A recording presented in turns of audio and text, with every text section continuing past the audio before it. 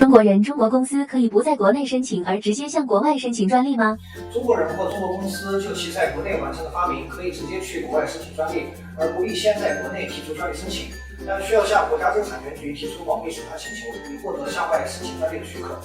根据专利法第20条的规定，任何单位或个人将在中国完成的发明或者实用新型向国外申请专利的，应当事先报经国务院专利行政部门进行保密审查。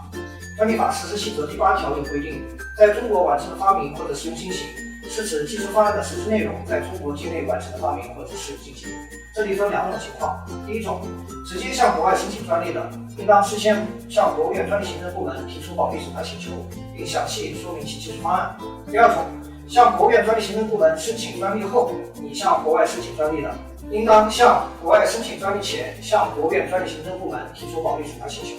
此外，向国务院专利行政部门提出了国际申请的，视为同时提出了保密审查请求。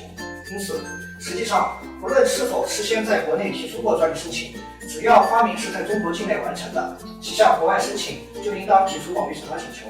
在获得许可后方可向国外申请专利。需要注意的是，此时对于申请人是中国人还是外国人，发明人是中国人还是外国人并不做区分。对于未经保密审查而向国外申请专利的发明或者实用新型，在中国申请专利的将不被授予专利权。因此，我们建议可以首先在中国提出专利申请，